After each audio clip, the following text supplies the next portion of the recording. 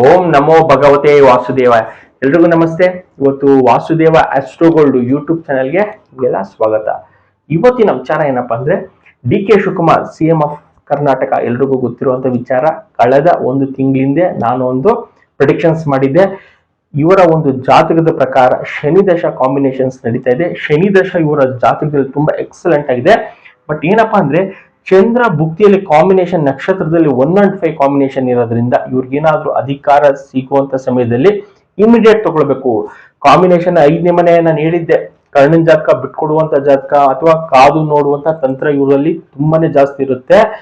ಇವ್ರಿಗೆ next opportunity ಬಂದಾಗ ಬಿಟ್ಕೊಡೋ ಮಾತು ಇವ್ರ ಹತ್ರ ಇರಬಾರ್ದು. ಖಂಡಿತ ಇವ್ರೇನಾದ್ರು ಹಠ ತೊಟ್ರೆ ಕಾಂಬಿನೇಷನ್ಸ್ ಪ್ರಕಾರ ಇವರ ಒಂದು ಜಾತಕ 1 and 5 ಕಾಂಬಿನೇಷನ್ ಏನ್ ತೋರಿಸುತ್ತೆ ಅಂದ್ರೆ ಡಿಲೇ ತೋರಿಸ್ತಾ ಇರುತ್ತೆ. ಇವ್ರು ಮನಸ್ಸು ಪಟ್ರೆ ನನ್ಗೆ ಬೇಕು ಅಂತ ಹಠ ಹಿಡಿದ್ರೆ ಖಂಡಿತ ಇವರು ಸಿಎಂ ಆಗೇ ಆಗ್ತಾರೆ ಅಂತ ನಾನು ತಿಳಿಸ್ಕೊಟ್ಟಿದ್ದೆ.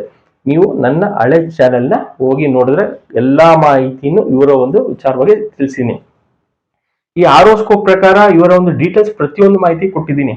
ಅವರ ಲಗ್ನದಲ್ಲಿ ಯಾವ ಗ್ರಹ ಇದೆ 2ನೇ ಮನೆಯಲ್ಲಿ, ಮತ್ತು 12 ಮನೆಗಳಲ್ಲಿ ಯಾವ ಗ್ರಹ ಇದೆ, ಮತ್ತೆ ಡಿಗ್ರಿ ವೈಸ್ ಅಲ್ಲಿ ಗ್ರಹಗಳು ಯಾವ್ಯಾವುದು ಎಲ್ಲೆಲ್ಲಿ ಕೂತಿದೆ ಡಿಗ್ರಿ ವೈಸ್ ಅಲ್ಲಿ. ಅದು ತುಂಬಾನೇ ಇಂಪಾರ್ಟೆಂಟ್. ನಮ್ಮ ಆರೋಸ್ಕೋಪ್ ನೋಡ್ಕೋಬೇಕಾದ್ರೂ ಅಷ್ಟೇ ಡಿಗ್ರಿ ವೈಸ್ ಅಲ್ಲಿ ಗ್ರಹಗಳು ಎಲ್ಲಿದೆ ಅನ್ನೋದು ತುಂಬಾನೇ ಇಂಪಾರ್ಟೆಂಟ್. ಇವತ್ತಿನ ವಿಚಾರ ಏನಪ್ಪಾ ಅಂದ್ರೆ ಇವರು ಸಿಎಂ ಏನೋ ಆಗಿದ್ದಾಯ್ತು. ನೆಕ್ಸ್ಟ್ ಇವರು ಒಂದು ದೊಡ್ಡ ವಿಚಾರ, ಮೇಕೆದಾಟು ಅಣೆಕಟ್ಟು ಕಟ್ಟಕ್ಕೆ ಇವರಿಗೆ ಶಕ್ತಿ ಇದೆಯಾ ಅನ್ನೋದು ಒಂದು ದೊಡ್ಡ ಕ್ವಶನ್. ಇವರ ಒಂದು ಪೀರಿಯಡ್ ಅಲ್ಲಿ ಆಗುತ್ತಾ ಅಂತ.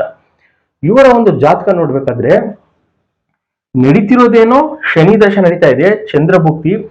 ಅಕ್ಟೋಬರ್ ತನಕ ನಾವು ಚಂದ್ರಭುಕ್ತಿ ಇರುವಂತದ್ದು. ನೆಕ್ಸ್ಟ್ ಅಕ್ಟೋಬರ್ ಆದ್ಮೇಲೆ ಕುಜ ಭುಕ್ತಿ ಸ್ಟಾರ್ಟ್ ಆಗುತ್ತೆ. ಕಾಂಬಿನೇಷನ್ ಅಲ್ಲಿ 4, 9 ಮತ್ತೆ 1 and 4 ಕಾಂಬಿನೇಷನ್ ಅಲ್ಲಿ 4ನೇ ಮನೆಯಲ್ಲಿ ಕುಜ ಇರುವಂತದ್ದು. ಲಗ್ನದಿಂದ 4ನೇ ಮನೆಯಲ್ಲಿ ಕುಜ ನೀಚಭಂಗ ರಾಜಯೋಗ ಕೂಡ. ಮತ್ತೆ ಇವರ ಜಾತಕದಲ್ಲಿ 2 ನೀಚಭಂಗ ರಾಜ ಯೋಗ ಆಗುತ್ತೆ. 10ನೇ ಮನೆಯಲ್ಲಿ ಗುರು ಕೂಡ ನೀಚ ಆಗಿರುತ್ತೆ, ಅದು ಕೂಡ ನೀಚಭಂಗ ರಾಜಯೋಗ ಇವರ ಜಾತಕದಲ್ಲಿ ಆಗುವಂತದ್ದು. ಈ ಕಲಿಯುಗದಲ್ಲಿ ಗಜಕೇಸರಿ ಯೋಗ ಅಮಲ ಯೋಗಕ್ಕಿಂತ ನೀಚಭಂಗ ರಾಜ ಯೋಗ ಯಾರಿಗಿರುತ್ತೆ ಅವ್ರಿಗೆ ಸ್ವಲ್ಪ ಜಾಸ್ತಿ ನೇಮ್ ಅಂಡ್ ಫೇಮ್ ಎಲ್ಲ ಬರುವಂತದ್ದು. ಕಲಿಯುಗನೇ ಆ ರೀತಿ. ಯಾರಿಗೆ ನೀಚಭಂಗ ರಾಜಯೋಗ ಇರುತ್ತೆ ಅವ್ರು ಸ್ವಲ್ಪ ನೇಮ್ ಅಂಡ್ ಫೇಮ್ ಜಾಸ್ತಿ ಮಾಡ್ತಾರೆ. ಇನ್ ಕೇಸ್ ಗಜಕೇಸರಿ ಯೋಗ ಸಹ ನನ್ಗೆ ಇದೆ ಅಂದ್ರೂ ಸ್ವಲ್ಪ ಲೇಟ್ ಪ್ರೋಸೆಸ್. ಏನು ಆ ದಶ ಮುಗಿಯುವಂತ ಟೈಮಿಂಗ್ಸ್ ಅಲ್ಲಿ ನಿಮ್ಗೆ ಕಾಂಬಿನೇಷನ್ಸ್ ಚೆನ್ನಾಗಿದ್ರೆ ನಿಮ್ಗೆ ಒಳ್ಳೆ ರಿಸಲ್ಟ್ ಸಿಗ್ತಾ ಹೋಗುತ್ತೆ. ಇವರು ಲಗ್ನದಿಂದ 4ನೇ ಮನೆ ಕೇಂದ್ರ ಸ್ಥಾನ ಬರೋದ್ರಿಂದ ಕುಜ, ಅದು ಅಕ್ಟೋಬರ್ ಆದ್ಮೇಲೆ ಈ ವರ್ಷ 2026 ಅಕ್ಟೋಬರ್ ಆದ್ಮೇಲೆ ಕುಜ ಭುಕ್ತಿ ಬರೋದ್ರಿಂದ ಈ ಮೇಕೆದಾಟು ಅಣೆಕಟ್ಟು ಕಟ್ಟಕ್ಕೆ ಇವ್ರಿಗೆ ಶಕ್ತಿ ಇದೆಯಾ ಅಂತ ಎಷ್ಟೊಂದು ಜನಕ್ಕೆ ಪ್ರಶ್ನೆ. ನಾನು ಹೇಳುವಂತದ್ದು ಇವರ ಒಂದು ಎಷ್ಟೊಂದು ಒಬ್ರು ಸಿಎಂ ಆದ್ಮೇಲೆ 108 ವಿಚಾರಗಳಿರುತ್ತೆ. ಈ ಮೇಕೆದಾಟು ವಿಚಾರ ಇವತ್ತು ಏನಾಗಿದೆ ಅಂದ್ರೆ ನಮ್ಮ ರಾಜ್ಯದಲ್ಲಿ ಮೇಕೆದಾಟು ವಿಚಾರ ಇಟ್ಕೊಂಡು ಯಾರು ಎಲೆಕ್ಷನ್ಗೆ ಹೋಗಲ್ಲ. ಅದೇ ಬೇರೆ ಸ್ಟೇಟ್ ಅಂದ್ರೆ ತಮಿಳ್ನಾಡು ಇರ್ಬೋದು ಅಥವಾ ಮಹಾರಾಷ್ಟ್ರ ಇರ್ಬೋದು, ಗಡಿ ವಿಚಾರ ಇರ್ಬೋದು. ಈ ತಮಿಳ್ನಾಡಲ್ಲಿ ಕಾವೇರಿ ವಿಚಾರ ಮತ್ತೆ ಮೇಕೆದಾಟು ಇದನ್ನ ಇಟ್ಕೊಂಡೆ ಅವ್ರು ಎಲೆಕ್ಷನ್ಗೆ ಹೋಗ್ತಾರೆ. ನಮ್ಮ ಸ್ಟೇಟ್ ಅಲ್ಲಿ ಇದು ಕಮ್ಮಿ. ಗಡಿ ವಿಚಾರ ಇಟ್ಕೊಂಡು ಅಥವಾ ಭಾಷೆ ಮತ್ತೆ ನೀರಿನ ವಿಚಾರ, ಕಾವೇರಿ ನೀರು ವಿಚಾರ ಅಥವಾ ಮೇಕೆದಾಟು ಕಟ್ಟುವಂತ ವಿಚಾರ ಇಟ್ಕೊಂಡು ಎಲೆಕ್ಷನ್ಗೆ ಹೋಗಲ್ಲ. ಬಟ್ ಬೇರೆ ಸ್ಟೇಟ್ ಅಲ್ಲಿ ತಮಿಳ್ನಾಡಲ್ಲಿ ಅವ್ರಿಗೆ ಇದೇ ಕೆಲಸ ಆಗಿದೆ. ಸುಮಾರು ವರ್ಷಗಳಿಂದನೂ ಅವ್ರು ಕಾವೇರಿ ವಿಚಾರ ತಗೊಳ್ಳೋದು, ಎಲೆಕ್ಷನ್ಗೆ ಹೋಗುವಂಥದ್ದು, ಅಲ್ಲಿ ಗೆಲ್ಲುವಂತ ಪ್ರೊಸೆಸ್. ಮತ್ತೆ ರಿವರ್ಸ್ ಏನಪ್ಪಾ ಅಂದ್ರೆ ಅವ್ರು ಯಾವ ತರ ಮನಸ್ಥಿತಿ ಇರುತ್ತೆ ಅಂದ್ರೆ ತಮಿಳ್ನಾಡಲ್ಲಿ ನಮ್ದು 2 ಕಣ್ಣೋದ್ರೂ ಪರವಾಗಿಲ್ಲ, ಅವ್ರದ್ದು 1 ಕಣ್ಣಾದ್ರೂ ಹೋಗ್ಬೇಕು ಅಂತ. ಎಷ್ಟೊಂದ್ ಜನ ನಮ್ಮ ಮನೆಗಳಲ್ಲಿ ಒಂದು ಗ್ಲಾಸ್ ಅಲ್ಲಿ ನೀರ್ ಚೆಲ್ಲಿದ್ರೆ ಬೈತೀವಿ.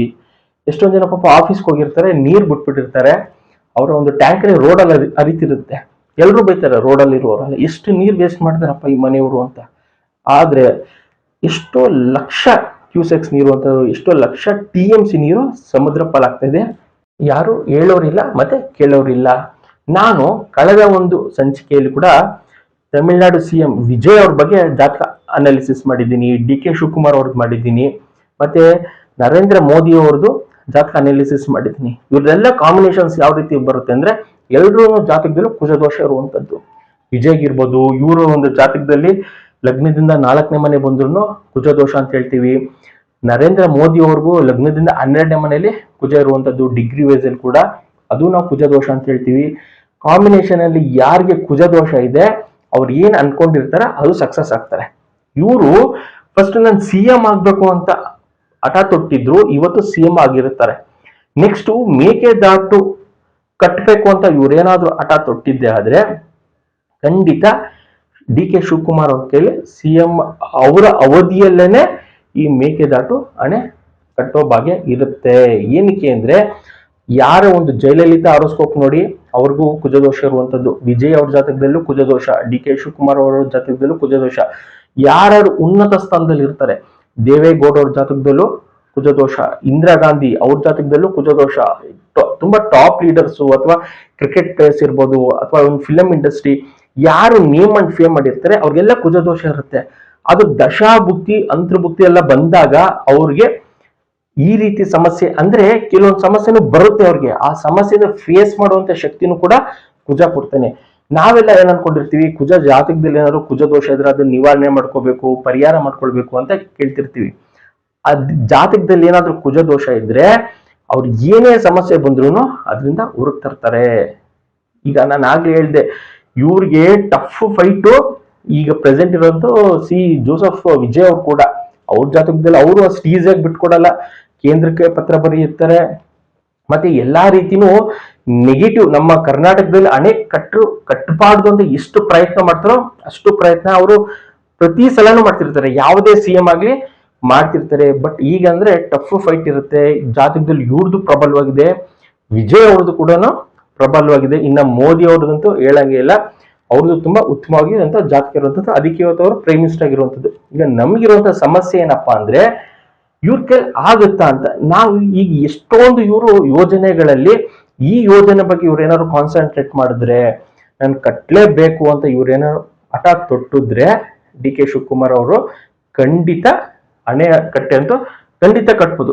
ಇವ್ರಿಗೆ ಅಷ್ಟು ಪವರ್ ಇರುವಂತದ್ದು ಇವರ ಒಂದು ಜಾತಕದ ಪ್ರಕಾರ. ಬಟ್ ಏನಂದ್ರೆ ಇಲ್ಲಿ ಬೇಡದಿರುವಂತ ವಿಚಾರಗಳು ಸುಪ್ರೀಂ ಕೋರ್ಟ್ ಅವರು ಹಾಕುವಂತದ್ದು. ನಮ್ಗೆ ಸಮಸ್ಯೆ ಆಗ್ಬಿಡುತ್ತೆ, ನಮ್ಗೆ ನೀರ್ ಕೊಡಲ್ಲ ತಮಿಳ್ನಾಡಿಂದ ಅಂತ ಏನೇನೋ ಸಮಸ್ಯೆ ಆಗ್ತಾರೆ.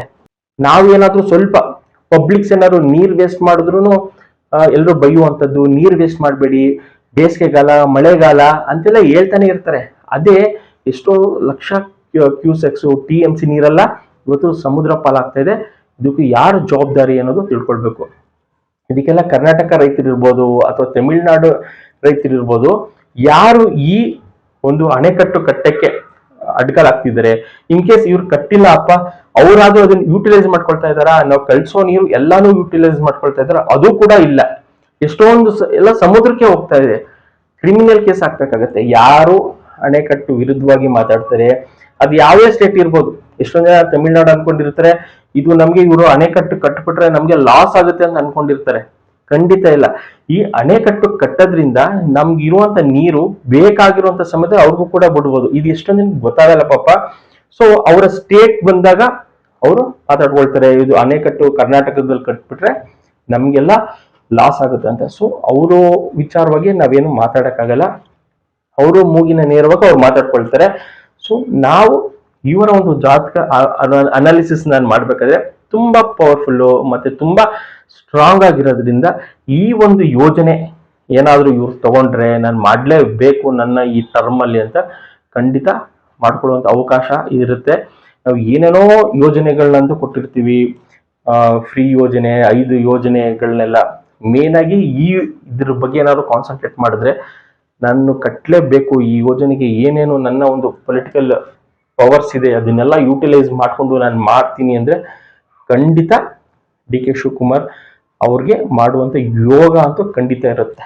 ನಾನು ಬರೀ CM ಆಗಿರ್ತಾರೆ ಅಂತ ಹೇಳೋದಲ್ಲ, ಪವರ್ಫುಲ್ಲು ಜಾತಕದಲ್ಲಿ ಬರುತ್ತೆ ಆ ರೀತಿ ಯೋಗಗಳು. ಎಲ್ರಿಗೂ ಬರಲ್ಲ, ಕೆಲವೊಬ್ರಿಗೆ ಮಾತ್ರ ಬರುತ್ತೆ. ನಾನು ಅದಕ್ಕೆ ಹೇಳ್ತಿರುವಂತದ್ದು ವಿಜಯ್ ಅವ್ರ ಜಾತಕದಲ್ಲೂ ಸ್ವಲ್ಪ ಸ್ಟ್ರಾಂಗ್ ಇರೋದ್ರಿಂದ ಒಂದು ತುಂಬಾನೇ ಟಫ್ ಆಗಿತ್ತು. ನಾವೇನಂದ್ರೆ ಬರೀ ಕ್ರಿಕೆಟ್ ಬಗ್ಗೆನೇ ಎಷ್ಟೊಂದ್ ಜನ IPL ಬರೀ ಕರ್ನಾಟಕ ಚೆನ್ನೈ IPL ಮ್ಯಾಚ್ ನೋಡಿ ಕಾಂಪಿಟೇಟ್ ಮಾಡ್ತೀವಿ. ನಾವೆಲ್ಲ ಮಾತಾಡ್ಬೇಕಾಗಿರುವಂತದ್ದು ರೋಡ್ ಅಲ್ಲಿ ಇದ್ರ ವಿಚಾರ, ಅಣೆಕಟ್ಟು ಏನಕ್ಕೆ ಕಟ್ಟಬಾರ್ದು ಅಂತ ಮಾತಾಡ್ಬೇಕಾಗತ್ತೆ ಮುಂದಿನ ದಿನಗಳಲ್ಲಿ. ಯಾಕೆ ಅಂದ್ರೆ ಬರೀ ನಾವು ಬೇಡದಿರಂತ ವಿಚಾರಗಳೇ ನಾವು ಮಾತಾಡ್ತಿರ್ತೀವಿ. ಒಂದು IPL ವಿಚಾರ, ಚೆನ್ನೈ ಸೋಲ್ಬೇಕು, ನಮ್ ಕರ್ನಾಟಕ ಗೆಲ್ಬೇಕು ಅಂತ ಆ ರೀತಿ ಯೋಚನೆ ಮಾಡಕ್ಕಿಂತ ಇನ್ ಫ್ಯೂಚರ್ ಅಲ್ಲೆಲ್ಲ ನಮ್ಗೆ ಅಣೆ ಕಟ್ಟಬೇಕು ಅಂತ ಸ್ಟೇಡಿಯಂಗೆ ಹೋದಾಗೆಲ್ಲ ಇದನ್ನ ಹಾಕೋಬೇಕು ಬ್ಯಾನರ್, ನಮ್ಗೆ ಅಣೆ ಕಟ್ಟಬೇಕು ಅಂತ. ಆಗ ಜನಗಳಿಗೆ ಅರಿವಾಗುತ್ತೆ ಏನಕ್ಕೆ ಅಣೆ ಕಟ್ಟಬೇಕು ಅಂತ. ಎಲ್ರಿಗೂ ಇಡೀ ಇಂಡಿಯಾಗೆ ಪಬ್ಲಿಸಿಟಿ ಆಗಲಿ. ಏನಕ್ಕೆ ಅಂದ್ರೆ ನೀರ್ನ ನಮಗೂ ಇಟ್ಕೊಳಕ್ ಬಿಡ್ತಾ ಇಲ್ಲ, ನೀರು ವೇಸ್ಟ್ ಆಗ್ತಾ ಇದೆ ಅನ್ನೋ ಒಂದು ಸಿಂಪಲ್ ಸಬ್ಜೆಕ್ಟ್ ಇಡೀ ಎಲ್ರಿಗೂ ಪಬ್ಲಿಷ್ ಆಗ್ಬೇಕು. ಮತ್ತೆ ಫಾರ್ಮರ್ಸ್ ಅಷ್ಟೇ, ರೈತರು ಅಷ್ಟೇ ಕೂಡ ಇದ್ರ ಬಗ್ಗೆ ಆದಷ್ಟು ಇದ್ರ ಬಗ್ಗೆ ಧ್ವನಿ ಎತ್ತಲೇಬೇಕಾಗುತ್ತೆ ಮುಂದಿನ ದಿನಗಳು. ಯಾಕಂದ್ರೆ ನೀರೆಲ್ಲ ತುಂಬಾ ಜಾಸ್ತಿ ವೇಸ್ಟ್ ಆಗುವಂಥದ್ದು. ಕಾವೇರಿ ನೀರು ವೇಸ್ಟ್ ಆಗುತ್ತೆ, ಈ ಮೇಕೆದಾಟು ವಿಚಾರ ಅಲ್ಲೂ ವೇಸ್ಟು. ಬರೀ ನೀರು ವೇಸ್ಟ್ ಮಾಡೋದ್ರಲ್ಲೇ ತಮಿಳ್ನಾಡು ನಿಂತಿರುವಂಥದ್ದು. ನಾನು ಹೇಳ್ದಂಗೆ ನಮ್ದು 2 ಕಣ್ಣು ಹೋದ್ರೂ ಪರವಾಗಿಲ್ಲ, ಅವ್ರದ್ದು 1 ಕಣ್ಣಂತೂ ಹೋಗ್ಲೇಬೇಕು. ಆ ಕಾನ್ಸೆಪ್ಟ್ ಮೇಲೆ ಅವ್ರು ಇದ್ದಾರೆ, ಅವರು ಅದೇ ಕಾನ್ಸೆಪ್ಟ್ ಮೇಲೆ ಇರುವಂತದ್ದು ಇಷ್ಟು ವರ್ಷಗಳಿಂದ. ಸೊ ಮುಂದೆನೂ ಹಂಗೆ ಇರ್ತಾರೆ. ಸೊ ಕೋರ್ಟ್ಗೆ ನಾವ್ ಏನಂತ ಹೇಳ್ಬೇಕು ಅಂದ್ರೆ, ಈ ವಿಚಾರಗಳನ್ನೆಲ್ಲ ಹೇಳಿ ಇಷ್ಟು ನೀರು ವೇಸ್ಟ್ ಆಗ್ತಾ ಇದೆ, ಇದಕ್ಕೆ ಕಾರಣಕರ್ತರು ಯಾರು, ಇವ್ರ ಮೇಲೆ ಕ್ರಿಮಿನಲ್ ಕೇಸ್ ಯಾರು ಅಪೋಸ್ ಮಾಡ್ತಾರೆ ಅವ್ರ ಮೇಲೆ ಕ್ರಿಮಿನಲ್ ಕೇಸ್ ಹಾಕ್ಲೇಬೇಕು ಅಂತ ಎಲ್ರು ಒತ್ತಾಯ ಮಾಡ್ಬೇಕಾಗತ್ತೆ ಸುಪ್ರೀಂ ಕೋರ್ಟ್ಗೆ. ಆಗ್ಲೇ ಒಂದು ಕರೆಕ್ಟ್ ಡೈರೆಕ್ಷನ್ಸ್ ಮುಂದಿನ ದಿನಗಳಲ್ಲಿ ಬರ್ತಾ ಹೋಗುತ್ತೆ. ಇದಿಷ್ಟು ವಿಚಾರ. ಡಿ ಕೆ ಶಿವಕುಮಾರ್ ಅವ್ರ ಬಗ್ಗೆ ನಾನು ಕಳೆದ ಸಂಚಿಕೆಯಲ್ಲಿ ಎಲ್ಲ ವಿವರಣೆ ಕೊಟ್ಟಿದ್ದೀನಿ. ಇವತ್ತಿನ ಎಪಿಸೋಡ್ ಏನಕ್ಕೆ ಮಾಡ್ತಾ ಇದ್ದೀನಿ ಅಂದ್ರೆ, ಈ ಯೋಜನೆ ಇವ್ರ ಕೈಯಲ್ಲಿ ಮಾಡಕ್ಕೆ ಖಂಡಿತ ಸಾಧ್ಯ ಇದೆ. ಬಟ್ ಏನಂದ್ರೆ ಕಾನ್ಸಂಟ್ರೇಟ್ ಮತ್ತೆ ಇದ್ರ ಮೇಲೆ ಫೋಕಸ್ ಜಾಸ್ತಿ ಮಾಡ್ಬೇಕಾಗುತ್ತೆ. ಎಷ್ಟೊಂದಿರುತ್ತೆ ವಿಚಾರಗಳು. ಒಬ್ರು CM ಆದ್ಮೇಲೆ ಸುಮಾರು ಲಕ್ಷಗಟ್ಟಲೆ ಇರುತ್ತೆ ಪ್ರಾಬ್ಲಮ್ಸ್, ಅದನ್ನೆಲ್ಲ ಸಾಲ್ವ್ ಮಾಡಕ್ಕೆ.